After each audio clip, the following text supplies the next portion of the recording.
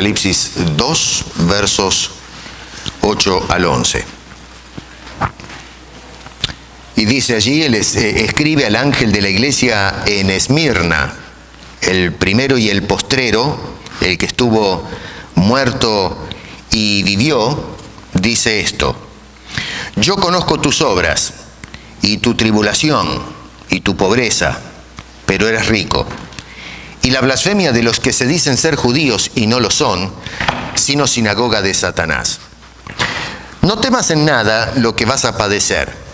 He aquí, el diablo echará a alguno de vosotros en la cárcel para que seáis probados, y tendréis tribulación por 10 días. Sé fiel hasta la muerte, y yo te daré la corona de la vida. El que tiene oído, oiga lo que el Espíritu dice a las iglesias. El que venciere no sufrirá daño de la segunda muerte. Padre, una vez más abrimos tu palabra con toda reverencia y te imploramos ahora que nos ayudes a poder entenderla y que sea debidamente aplicada a nuestras vidas a través de tu Espíritu Santo. Oramos en el nombre de Cristo Jesús. Amén. Allí, el título, iniciamos una serie que la titulo como, toda la serie completa, como El tiempo está cerca. Y el título de la exposición de esta mañana es Fiel hasta las últimas consecuencias. ¿Estamos dispuestos nosotros a ser fieles hasta las últimas consecuencias? A veces se grita amén cuando se dicen estas cosas, pero es justamente para hacer silencio y pensar si realmente eso es lo que queremos decir con el amén. Jesús le dice a esta gente: yo conozco no solamente tus obras, pero dice, conozco tu tribulación, ahí en el versículo 9 de la Biblia. Y qué importante, hermanos queridos, es cuando pasando por graves problemas alguna persona, sea hermano o hermana, en fin, que alguien se nos acerque y nos diga: yo sé por lo que estás pasando. Yo entiendo lo que estás sintiendo. Qué tremendo es cuando, sufriendo dolores de diversos tipos, especialmente cuando se trata de problemáticas por causa del Evangelio, escuchamos estas palabras de Jesús. Y eso es precisamente lo que el Señor Jesucristo está tratando de decirle a estos hermanos en la ciudad de Esmirna. Estoy allí con ustedes. Y saben una cosa, déjenme quizás hacer un paréntesis acá y que les hable un poquito en forma pastoral. Hermanos, yo no sé qué problemas están pasando ustedes. Algunos sí conozco algunas cosas, otros tal vez están sufriendo en estas horas.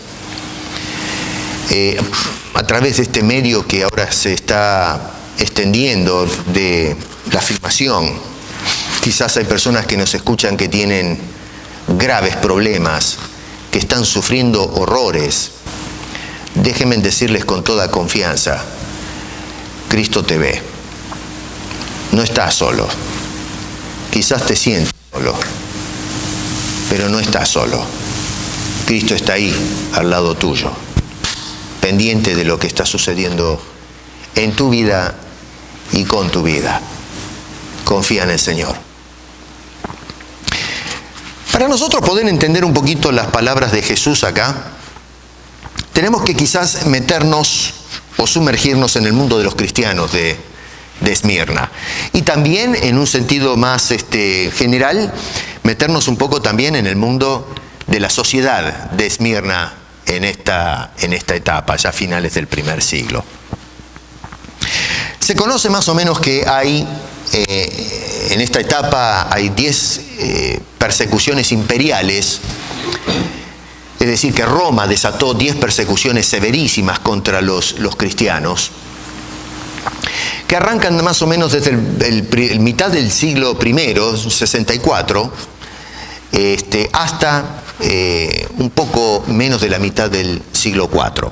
La primera persecución se levantó por las locuras de un tal Nerón, un emperador que tenía problemas, pienso yo, de tipos mentales, y se lo ha hecho, el consenso de los historiadores es que él fue el responsable del gran incendio de Roma. Aunque ahora están apareciendo algunos que, haciendo la pesquisa histórica, están exonerando a Nerón de la responsabilidad y adjudicándosela a otras personas. Esto es información nueva, así que hay que ver, tiene que ser examinada. Pero sea como fuere, que haya sido Nerón, como dice la tradición, o que haya sido otra gente, no lo sé, vamos a ver qué arrojan los estudios después. Personalmente hasta ahora me alineo con aquellos que dicen Nerón fue el que hizo el asunto, porque, en fin, Nerón tenía un capricho de querer modernizar Roma, tenía un plan de infraestructura tremendo, pero entonces necesitaba hacer espacio. Y entonces la manera de hacerlo es, según nos llegan los datos del pasado, es prendiendo fuego a Roma, y eso, en fin, no solamente hubo pérdidas económicas cuantiosas, sino que mucha gente perdió la vida. Y esto entonces levantó un enorme resentimiento en la sociedad romana y empezaron a despertarse las sospechas contra el emperador.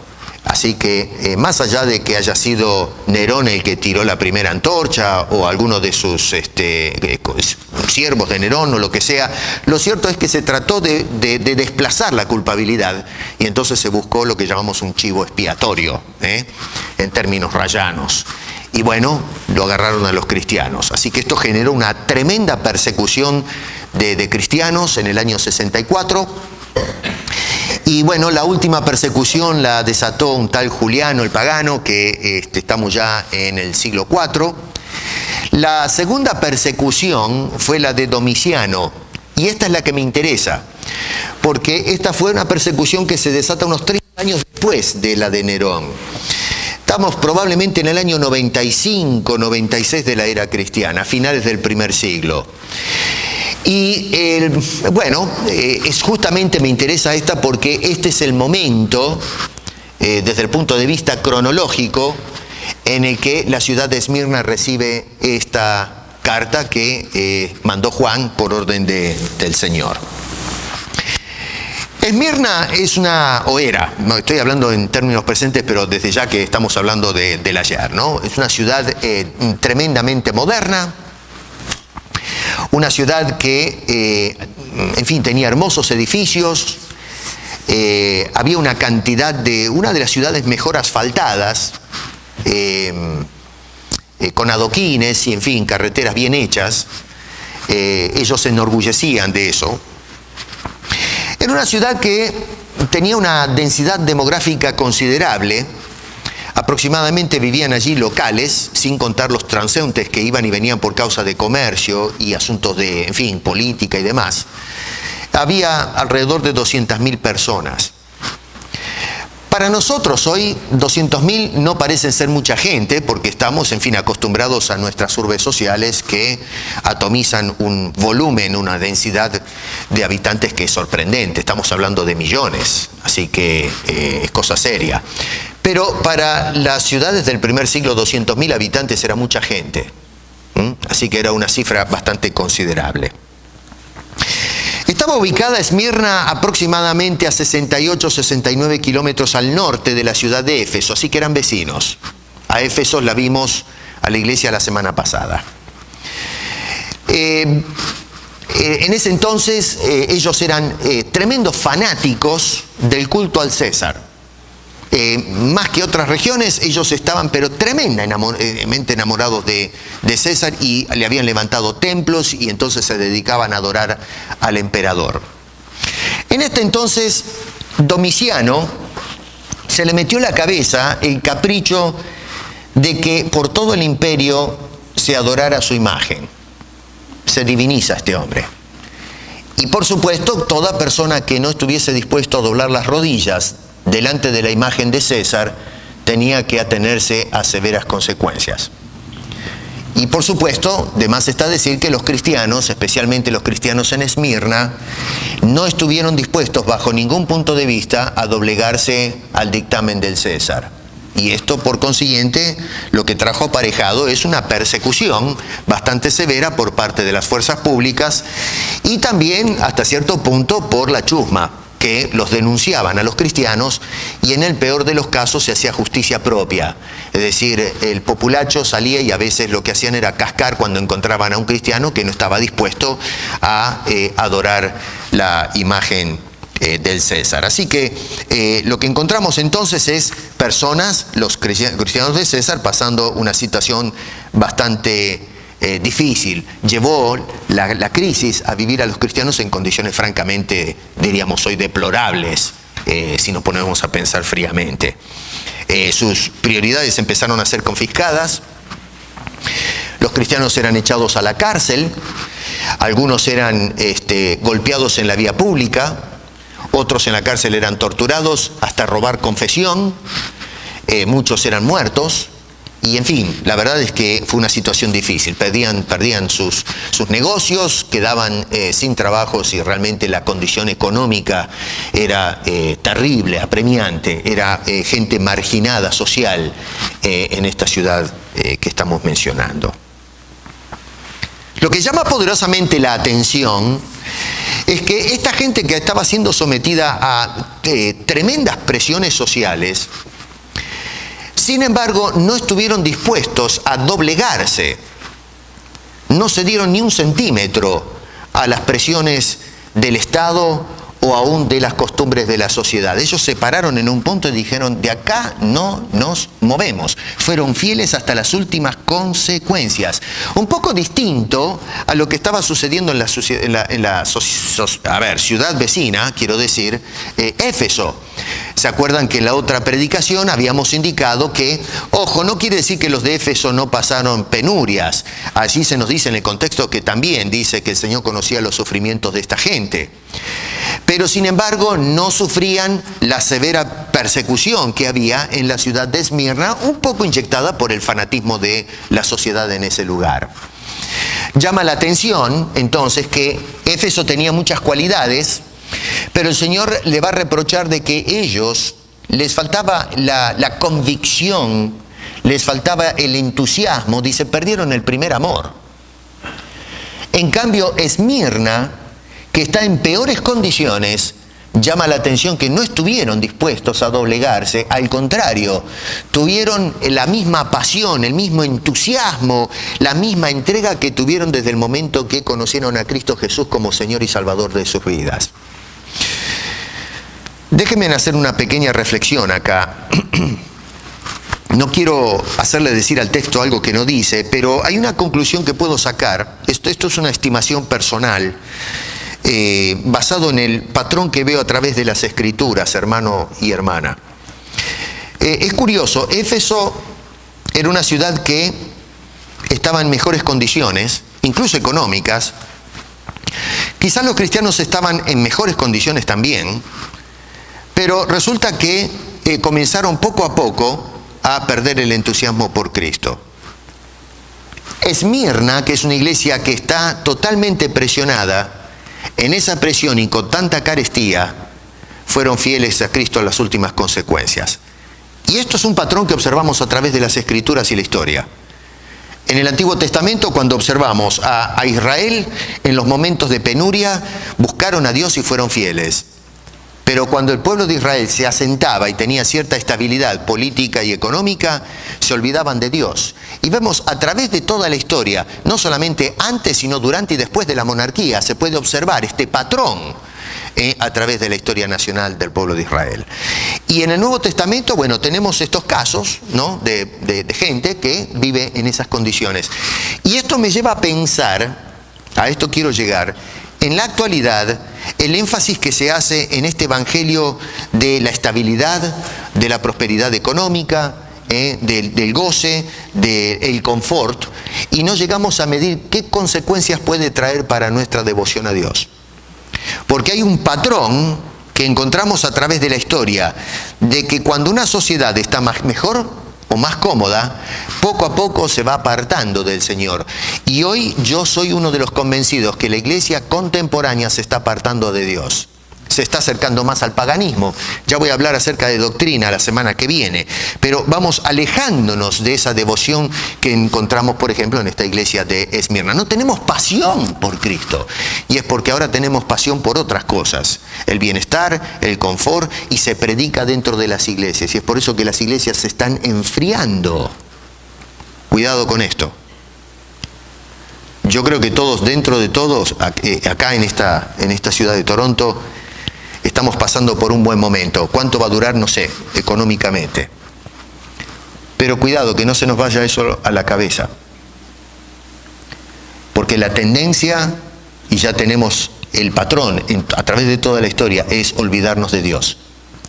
Hay países del tercer mundo, y hemos hablado muchas veces acerca de, por ejemplo, nuestros hermanos en Cuba, que carecen de un montón de cosas. Incluso a veces en lugares donde carecen de lo más elemental. Y sin embargo, cuando usted ve a esos hermanos adorar a Dios, caminar 2 horas en la oscuridad para ir al templo, quedarse 2 horas alabando a Dios y volverse otras 2 horas de regreso en medio de la oscuridad, en el medio del campo, eso es algo sorprendente. Llueve, truene, lo que sea, pero ahí están adorando a Dios. Eso es pasión. Y en nuestros países, que tenemos todas las comunidades, para atraer a la gente a la iglesia es un problema serio, porque realmente no tenemos pasión por el Señor. Eso es para ir pensando un poquito, para rumiar.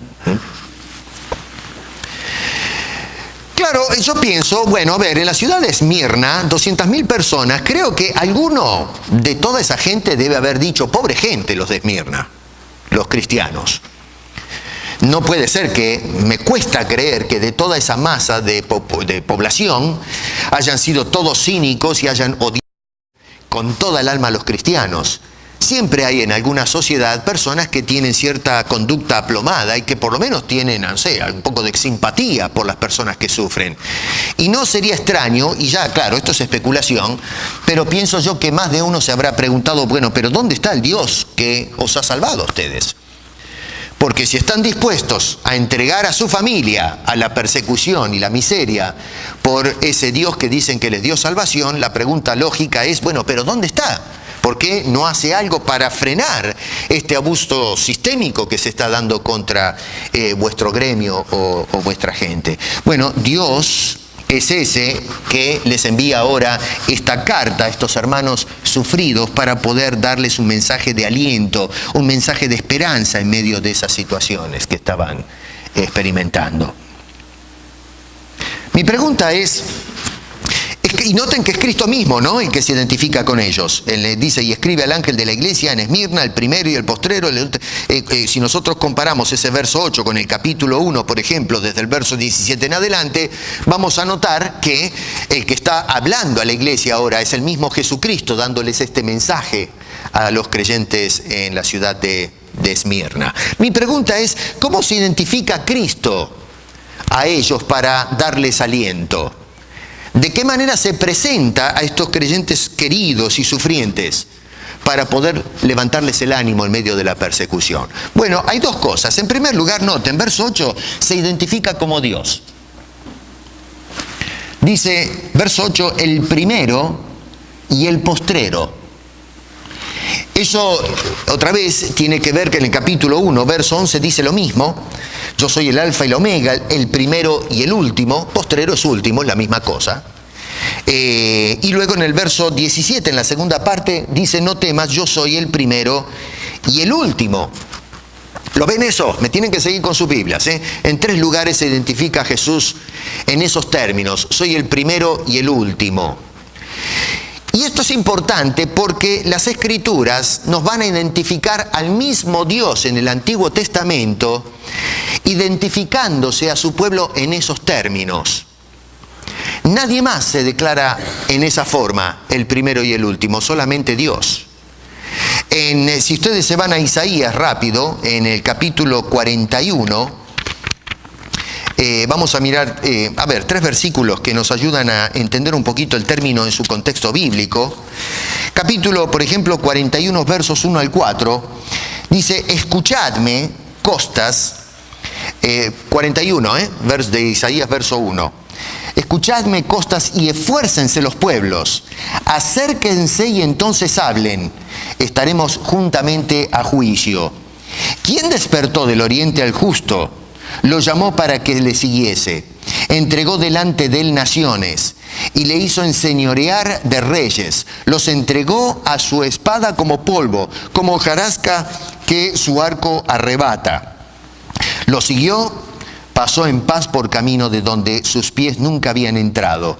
¿Quién hizo y realizó esto? ¿Quién llama a las generaciones desde el principio? Y escucha, yo, Jehová, el primero, y yo mismo con los postreros. ¿Qué es lo que está diciendo en síntesis esos 4 versículos? Dios es soberano sobre las naciones. ¿Quién hizo todo esto? Yo, dice Dios, el primero y el último. Un Dios soberano sobre las naciones. Si traemos esto a lo que está pasando en Esmirna, el poder romano, representado ahora por alguna persona, un gobernador allí, que son los que se llevan a los cristianos por delante. Roma piensa que Domiciano pensaba que era el Dios en la tierra. Bueno, acá tenemos un pasaje muy hermoso que dice, yo soy el que muevo a la gente. ¿Quién es el que gobierna realmente? Yo, el primero y el último. En el capítulo 44, versículo 6, nos dice: así dice Jehová, Rey de Israel, y su Redentor, Jehová de los ejércitos: yo soy el primero y yo soy el postrero, y fuera de mí no hay Dios. En el primer pasaje tenemos a Dios presentado como soberano de todas las naciones. En este caso lo tenemos a Dios que no compite con otros dioses. Y luego, otra vez, si traemos este concepto a un Domiciano que se creía que era Dios, este pasaje arroja bastante luz. En el capítulo 48, versículo 12, dice: óyeme, Jacob, y tú, Israel, a quien llamé. Yo mismo, yo el primero, yo también el postrero. Tenemos entonces, en un pasaje, a Dios soberano de las naciones. Número 2, en el otro pasaje de Isaías, Dios no compite con otros dioses. Y número 3, en este pasaje, un Dios que llama a su pueblo. Y noten que no solamente llama para salvación, sino que llama para la preservación de ese pueblo. Muchos trataron de exterminarlo, pero inútilmente, porque Dios fue el que se encargó de cuidar a esta nación a través de los tiempos. Y es por eso que hoy todavía Israel está en pie y no hay quien la remueva de su sitio. Jesús dijo: yo soy el primero y el postrero. Y vemos en el Antiguo Testamento que ese término se adjudica solamente a la divinidad. Siempre insisto, este es un golpe bastante duro para los testigos de Jehová, sin ofender a nadie, ¿no? Acá se presenta a Jesús como Dios, nada más ni nada menos. Así que el que le está escribiendo y le está dando, el que se identifica es Jesús, pero ¿en qué términos? Bueno, se identifica como Dios. Número 2, se identifica como vencedor, porque dice: el que estuvo muerto y vivió. El Cristo glorificado ahora escoge exactamente las mismas palabras con las cuales se refirió a Juan en el capítulo 1, por ejemplo. Ahí en el verso 18 dice: no temas, yo soy... verso 17, perdón, yo soy el primero y el último. Y luego verso 18 dice: y el que vivo y estuve muerto, mas he aquí que vivo por los siglos de los siglos, y tengo las llaves de la muerte y del Hades. Lo que vemos entonces a un Cristo que no quedó derrotado, sino un Cristo que venció los dolores de la muerte. Es un Cristo vencedor. Y pienso yo, hermano querido, cuando miramos esto, cuando estos hermanos reciben estas declaraciones, qué consuelo habrán sido para ellos estas palabras. Porque está hablando, por un lado, de un Dios que es soberano, y por el otro lado, la muerte a la cual estaban expuestas estos queridos hermanos no tenía la última palabra. Dios es el que tiene la última palabra. Por más que respiren amenazas de destrucción y de persecución y miseria, era Dios el que tenía el cetro de la vida, y nadie podía quitárselo de su mano. Muchos de los acusadores se podrían haber mofado de los cristianos en Esmirna. diciendo, bueno, ¿y dónde está tu Dios? A ver, ya que tanto alardean ustedes de ese Dios que los salva, ¿dónde está metido? Sin embargo, el Señor Jesucristo dice, yo conozco tus obras, yo conozco tu tribulación, aquí estoy. Aquí estoy. Eso es lo que les está diciendo el Señor Jesucristo a los creyentes. Qué lástima, a veces hoy día hablamos de Cristo, alabamos a Cristo, pero ¿realmente estamos convencidos de que Cristo está ahí? Que cuando estamos pasando por vicisitudes, Él está a nuestro lado. Pónganse a pensar en eso. Hay dos conclusiones que me gustaría hacer, y otra vez esto es un poquito forzando las cosas.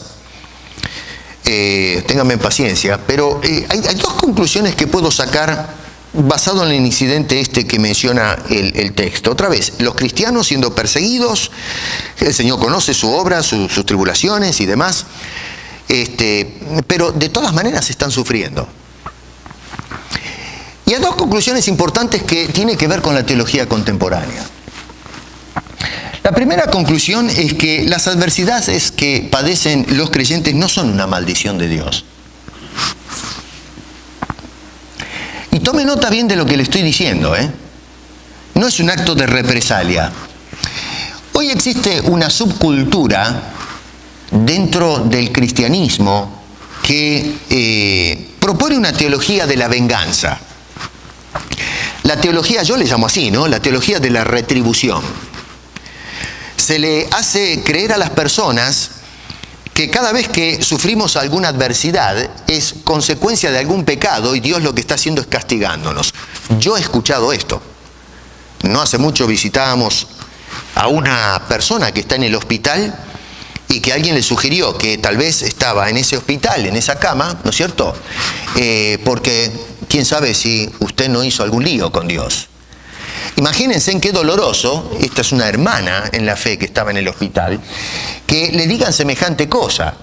Se pasa en dolores, quizás orando para que el Señor la levante, y viene alguien y le dice, no, ¿sabe qué? Eso que usted tiene, sin duda que es el resultado de alguna maldad. Eso fue la acusación que le hicieron los amigotes a Job.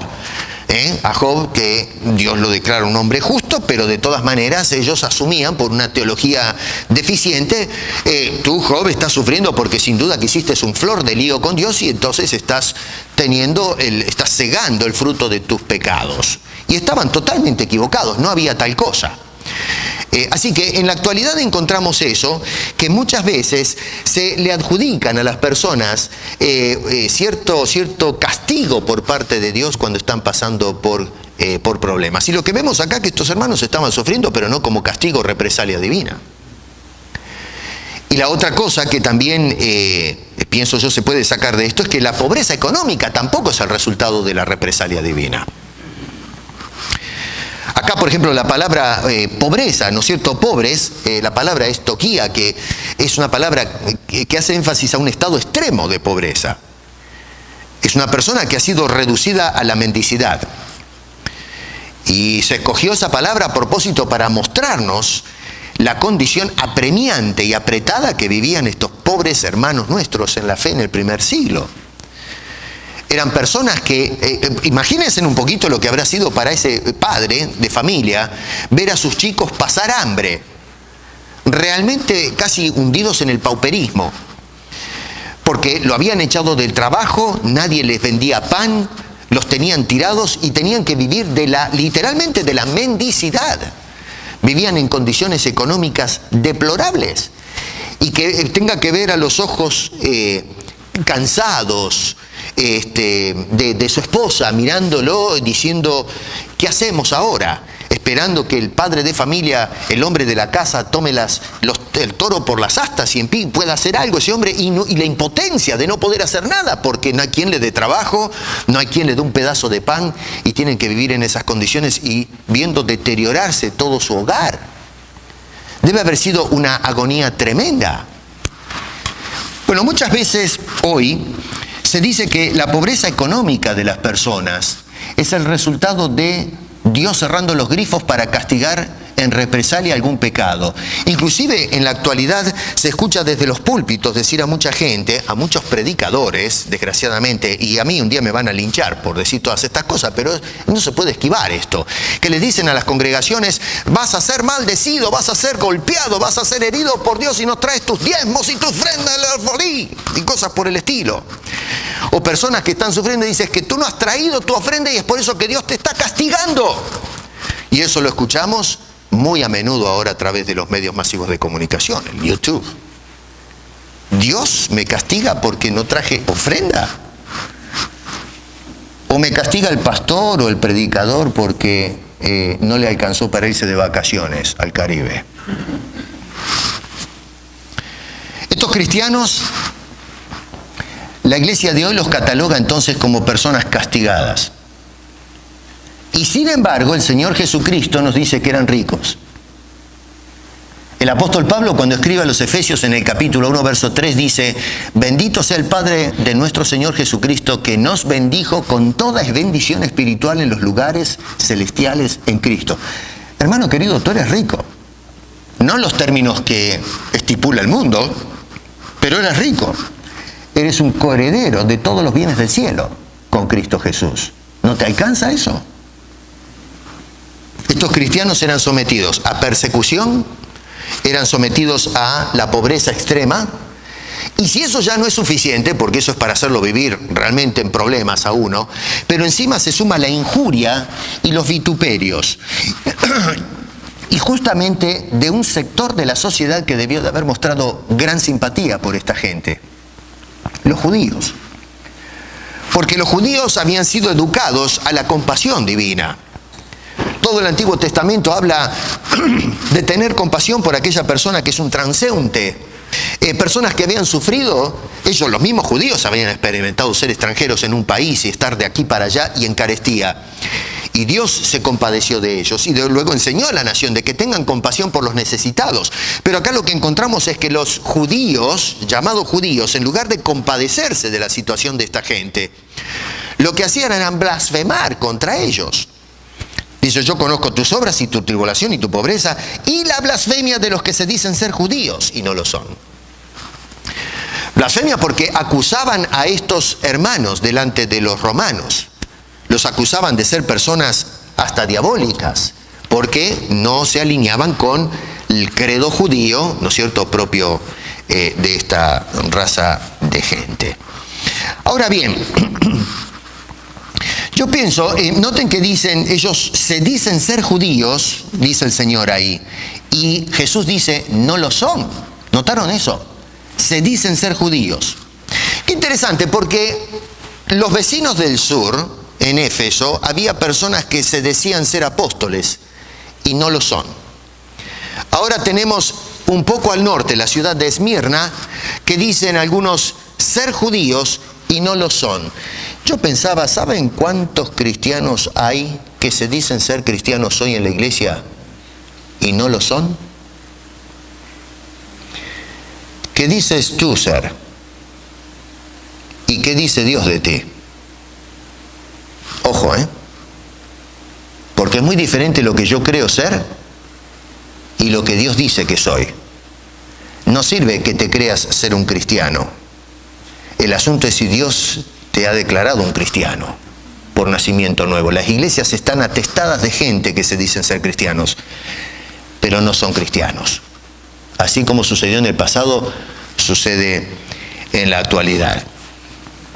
Bueno, para esta gente que escucha estas palabras, la gente que se identificaba como judíos en medio de la sociedad de aquel entonces, y que iban a la sinagoga.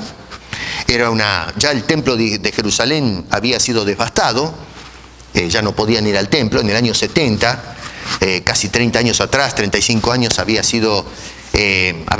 35 años, estoy pensando en Jesucristo, unos 20 y pico de años atrás, el templo había sido terminado por el general Tito, el hijo de Vespasiano. Por cierto, Domiciano era hermano de Tito, el que gobernaron los dos en forma conjunta después de que abdicó Vespasiano y quedaron los dos hijos. Eventualmente Tito murió y quedó Vespasiano en el poder. Pero entonces, bueno, en el 70 terminó el tema del templo, pero entonces se congregaban en las sinagogas, que era un centro de culto y de educación. Ahí es donde se enseñaba la palabra de Dios. En términos actuales, la iglesia del judío, si me permiten prestar la expresión esta, aunque no es correcto decir iglesias porque no es la iglesia es la de Cristo, ¿no? Pero en esos términos. Pero sin embargo, si Jesús dice no son judíos, ¿qué son entonces?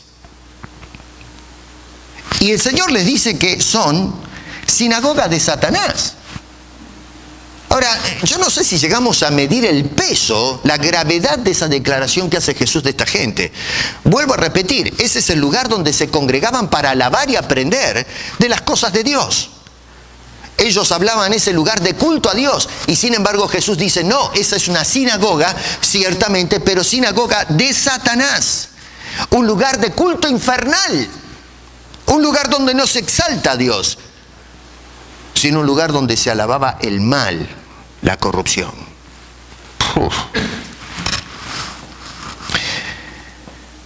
Déjeme decir una cosa. Acusar a un hermano de estar pasando por problemas y por pobreza, y que está sufriendo por estar pasando bajo los juicios y castigos de la venganza divina, en lugar de mostrar simpatía por esa persona, es una blasfemia. Y la blasfemia consiste en adjudicarle a Dios la obra del diablo. Esta gente le estaba adjudicando a Dios lo que el diablo estaba haciendo con sus vidas. Y es por eso que se constituye en una blasfemia.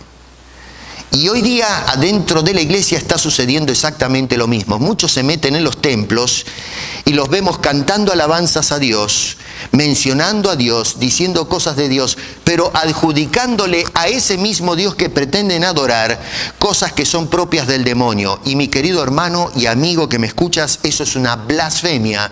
Y quienes se juntan a alabar a Dios en esos términos es una sinagoga del demonio, una sinagoga de Satanás, que deshonra a Dios, que le hacemos decir y hacer a Dios cosas que ni le suben a la cabeza.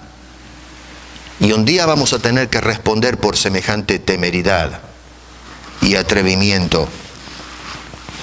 Noten que no solo padecían estas cosas, que ya era bastante, pero todavía dice que van a continuar.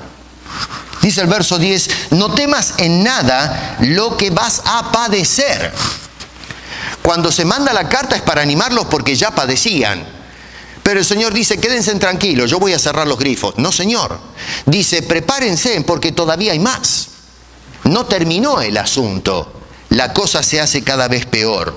Y noten que en el fondo de todos estos horrores que parecían estos hermanos, no era el Dios el responsable, el agente ejecutor, sino el demonio mismo. Noten que dice allí, he aquí el diablo os echará a alguno de vosotros en la cárcel. Así que tomemos nota entonces, por eso estoy haciendo énfasis que es serio adjudicarle la obra del diablo a Dios. Que se diga, ustedes están siendo echados en la cárcel porque Dios los está castigando, cuando era el diablo el que estaba haciendo el asunto. Ahora, cuidado entonces, cuidado con esta subcultura del sufrimiento, esta teología de la venganza, es grave.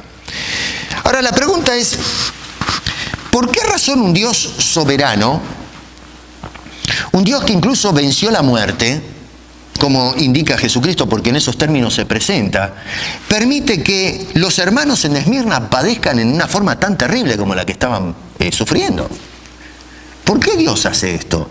¿Por qué somete a la persona en esa situación? ¿Por qué es que permite este tipo de cosas en la vida de los cristianos? Es una pregunta existencial que todavía hasta el día de hoy nos la hacemos. ¿Por qué Dios permite el sufrimiento o el dolor? Cuando Dios tiene todo el poder y los recursos de la divinidad para frenar estas cosas.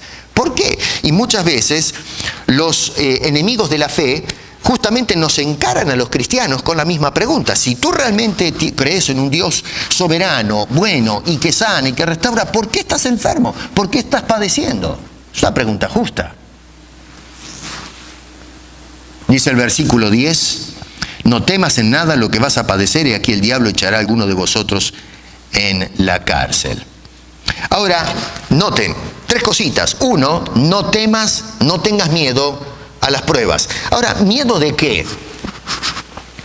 ¿Miedo a que me casquen? Bueno, puede ser.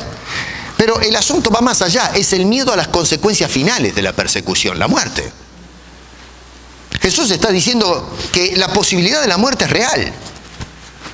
Pero dice, no temas, yo estoy acá. La segunda cosa es, te pongo en aviso de antemano que el diablo está operando detrás de todo esto. O sea que en medio del sufrimiento y las preguntas y los llantos de tal vez en algunos hogares de Esmirna, diciéndole al Señor, ¿por qué, Señor, estamos padeciendo así? ¿De dónde viene todo esto? El Señor le está diciendo, van a padecer más y déjenme aclararles. El diablo está en acción. El diablo los está persiguiendo y los va a echar a algunos en la cárcel. Y número 3, todo esto, aunque parezca extraño, Jesús les dice, tiene un propósito, tiene un fin. Hay una razón detrás de estos sufrimientos que llevan gloria a Dios. Dice, para que seáis probados. ¿Lo ven eso ahí en ese versículo? Dice, los va a echar a la cárcel. ¿Para qué? Para que seáis probados. Esa palabra probar es interesante. Es exactamente la misma que aparece en el verso 2 de la carta a los Efesios. La palabra es peirazo. La gente de Éfeso lo que habían hecho es que habían probado a los que se decían ser apóstoles para darse cuenta que eran mentirosos, que no eran, que eran falsos.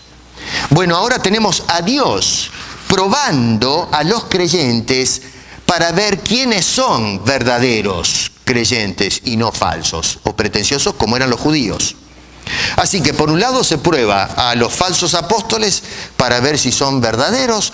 Aquí tenemos a Dios probando a los creyentes para ver quiénes son creyentes verdaderos y quiénes son aquellos creyentes del momento, que mientras hay plata, comida y todo va bien, bueno, vamos el domingo a la iglesia, como sucede en la actualidad, donde ahí le dicen a la gente, traiga su dinero, traiga su plata, que Dios te va a bendecir triplicado. La gente viene apostando, ¿no? Dice, me conviene. A ver, yo voy a sacar la billetera, le doy 5 pesos a Dios y me va a dar 15. Un negocio bárbaro. Entonces la gente va a buscar a Dios por los intereses, en lugar de buscar a Dios para alabarlo en las buenas o en las malas. Bueno, Dios prueba a los hombres para ver de qué tela estamos hechos nosotros cuando decimos que somos un hijo de Dios. Y bueno, entonces, evidentemente cuando se dice acá a los cristianos van a ser probados, no hay ninguna explicación de qué es esto. No se dice por qué los prueba, no se dice qué tipo de pruebas, excepto lo que estaban padeciendo. Pero asumo que, debido a que no hay explicaciones en el texto, cuando los creyentes de Esmirna escucharon estas palabras, dijeron, entendemos lo que quiere decir. Y eso me da la idea de que fueron perfectamente enseñados por sus pastores o sus maestros. No había necesidad de hacer una explicación, Dios no la da. En el caso nuestro es un poco distinto. Pasaron 2000 años y ahora sí necesitamos ir un poco al Nuevo Testamento para ver y responder ¿por qué Dios entonces nos prueba a nosotros? ¿Qué es lo que tiene en mente? ¿Qué es lo que quiere lograr el Señor a través de la prueba? Voy a ir cerrando con 3 puntos más y de esa manera miramos el asunto. Vayan a Romanos capítulo 8, rapidito. Y los hago ir porque me gusta que vean el contexto y de paso aprenden a usar bien las escrituras, ¿no? Capítulo 8 de Romanos, verso 28 en adelante, tenemos al apóstol San Pablo acá diciendo, y sabemos que a los que aman a Dios todas las cosas les ayudan a bien, esto es, a los que conforme a su propósito son llamados. Y entonces dice, porque a los que antes conoció también los predestinó. ¿Pero para qué todo esto? Dice, para que fuesen hechos conforme a la imagen de su Hijo, para que Él sea el primogénito entre muchos hermanos. ¿Se dan cuenta? Todo esto que está diciendo, Pablo dice, todas las cosas que vienen a los creyentes ayudan a bien a los que están predestinados. Y el propósito es para que sean formados a la imagen de Jesucristo. Nota que en el contexto estas palabras encajan en medio de la persecución. No hay que leer esos 2 versos solos, hay que leer todo. Pablo está diciendo estas cosas en medio, en un contexto de penurias, de pruebas, de adversidades. Dice ahí en el versículo, por ejemplo, 35 y 36, dice, ¿quién nos separará del amor de Cristo? ¿Tribulación? ¿O angustia? ¿O persecución? ¿O hambre? ¿O desnudez? ¿O peligro? ¿O espada? Como está escrito, por causa de ti somos muertos todo el tiempo, somos contados como ovejas de matadero. Y entonces Pablo hace la conclusión, antes bien, dice este hombre, en todas estas cosas somos más que vencedores por medio de aquel que nos amó. Y culmina diciendo, por lo cual estoy seguro que ni la muerte, ni la vida, ni ángel, ni principado, etcétera, dice, nos podrá separar, verso 39, del amor de Dios que es en Cristo Jesús, Señor nuestro. ¿Te das cuenta? ¿Por qué entonces vienen todas estas penurias? Pablo dice en el verso 28, todas las cosas, las penurias, ayudan a bien a los que aman a Dios. ¿Pero por qué? ¿Cómo me puede ayudar a mí la penuria o la prueba? Porque Dios está forjando el carácter de su Hijo. Él es el primogénito, es el que primero sufrió. Y ahora nos toca a nosotros saborear los dolores de Cristo para que la imagen de ese Jesucristo sea formada en nosotros. Qué cosa tremenda que es esta, ¿no? Qué distinto nos hace ver Dios las adversidades. Esmirna entendió esto. Nosotros necesitamos el consejo de las Escrituras para entender lo que ellos ya daban por sentado. Santiago, capítulo 1. Es un pasaje también muy clásico y conocido, y le escribe a cristianos que estaban en la dispersión, y les dice, hermanos míos, verso 2, tened por sumo gozo cuando os halléis en diversas pruebas. Y entonces dice, sabiendo o conociendo esto, que la prueba de vuestra fe produce paciencia, mas tenga la paciencia su obra completa para que seáis perfectos y cabales sin que os falte cosa alguna. Así que entonces ahora Santiago se enfoca en otra dirección. Y lo que está diciendo es que Dios ahora, a través de la prueba, lo que está produciendo es carácter probado en nosotros. Paciencia. Paciencia para poder seguir esperando el tiempo de su retorno. Me refiero al retorno de Cristo Jesús. Ahí mismo en Santiago al final, este hombre, no podemos hacer un estudio ahora de todo Santiago, pero en el verso 7 dice, por tanto, es decir, después de todos los argumentos que hice, retoma otra vez el tema de la paciencia que introdujo en el primer pasaje. Dice, por tanto, tened paciencia hasta la venida del Señor. Y nos da el ejemplo del labrador que con paciencia espera que la tierra dé su fruto. Así que tenemos por un lado que las pruebas, dice Pablo, tienen el propósito en la mano de Dios de formar el carácter de Cristo en nosotros. Nos dice Santiago que la prueba es el medio a través del cual Dios va ejercitando esa paciente espera, esa actitud longánime de esperar el retorno de Cristo Jesús. Y luego tenemos a Pedro. En primera de Pedro, capítulo 1, dice, bendito y Dios y Padre de nuestro Señor Jesucristo, en el verso 3, que según su grande misericordia nos hizo renacer para una esperanza viva. Luego dice, por una herencia incorruptible, una herencia incorruptible, incontaminada e inmarcesible. Dice, verso 5, sois guardados por el poder de Dios mediante la fe para alcanzar la salvación que está preparada. Verso 5, en la cual vosotros os alegráis, aunque ahora, por un poco de tiempo, si es necesario, tengáis que ser afligidos en diversas pruebas. ¿Pero para qué? Dice verso 7, para que sometida a prueba vuestra fe, mucho más preciosa que el oro, el cual aunque perecedero se prueba con fuego, sea hallada en alabanza, gloria y honra cuando sea manifestado Jesucristo. ¿Para qué entonces, dice Pedro, que somos probados? Se está templando tu fe. Se está afirmando esa fe. Así que fíjense en qué tremendo, porque el Nuevo Testamento nos da orientación. ¿Por qué Dios permite la prueba? Está formando a Cristo en tu vida. Está produciendo paciencia en tu vida. Está templando tu confianza en Dios. ¿Qué otra le queda a la persona que está sufriendo? Porque no puede confiar en la sociedad. No puede confiar en sus perseguidores. No puede confiar en sí mismo, si ya no vale nada. Y lo único que le queda es mirar para arriba y decir, Señor, aquí estoy, aquí tu siervo, haz conmigo lo que quieras. Y Dios entonces interviene para ayudarnos en esa situación. Y si tuviésemos que mirar la muerte, Dios tiene preparado un lugar excelso para sus hijos, que es la patria celestial. Entonces, hermano querido, la prueba no es una desgracia o una maldición, es una prueba, un instrumento de Dios para formarnos a nosotros, sus hijos, los creyentes en la ciudad de Esmirna, como dice este hermoso pasaje bíblico. Entonces, en medio de esas pruebas, el Señor, el llamado del Señor es el siguiente, verso 10 del capítulo 2, otra vez en Apocalipsis, es: sé fiel hasta la muerte. Y entonces yo te daré la corona de la vida.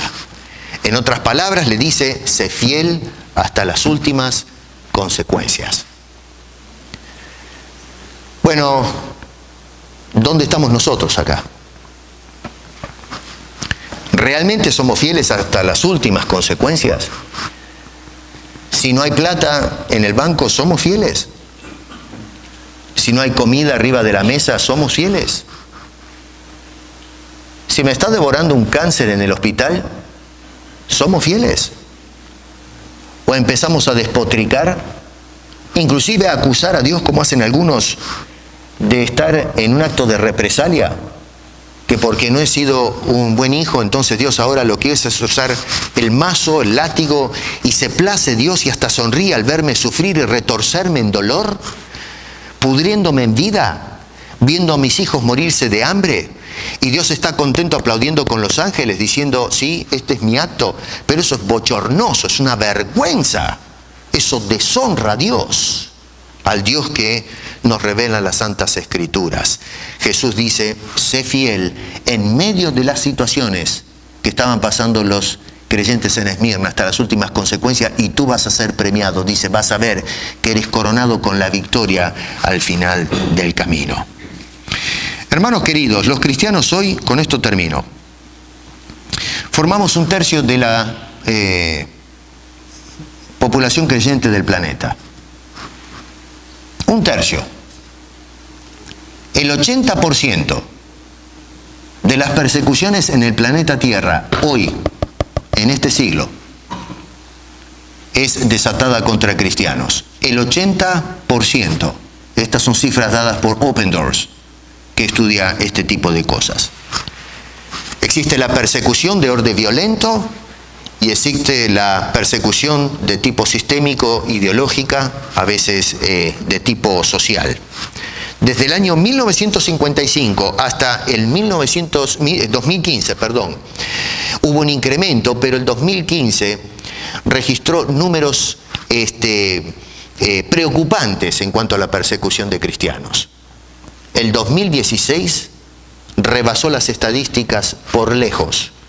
Lo que está sucediendo en este año 2016, que está por tocar fin, en cuanto a persecución de cristianos, es impresionante. Sufren la discriminación social, política, religiosa, pastores que están sufriendo torturas, muertes, congregaciones masacradas a balazos.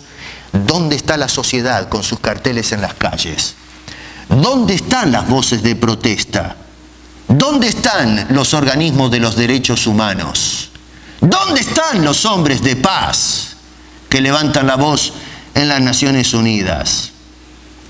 Esmirna sigue viva y sigue siendo perseguida. Olvídate de los hombres. Sé fiel al Señor hasta las últimas consecuencias, porque Él nos tiene prometida la corona de la vida. Padre Celestial, nosotros te alabamos a ti por la fidelidad que mostraron y el valor de aquellos queridos hermanos que tú dejaste plasmados en la historia de la revelación para que los veamos y aprendamos. ¡Qué ejemplo, Señor! ¡Qué ejemplo hermoso de sacrificio, de llevar la cruz de Cristo! ¡Qué terrible dolor habrá sido para un padre y una madre ver a sus hijos aplastados o tal vez hundidos por el hambre y tuvieron que derramar lágrimas, pero por amor a ti estaban dispuestos a sufrir eso, Señor? Que sus ojos sean grabados, las retinas de esos ojos, con la triste herencia de la persecución. Hoy vivimos en sociedades cómodas, Señor, hoy estamos bien y sin embargo no te servimos. Nos cuesta, Señor, ser fieles. Perdona nuestro pecado. Perdona, Señor, nuestras teologías baratas que se han metido en la iglesia y que te acusan y te adjudican de actos que son del mismo infierno, Señor. Límpianos nuestras mentes y corazones y haz de nosotros un pueblo consagrado que es fiel hasta las últimas consecuencias.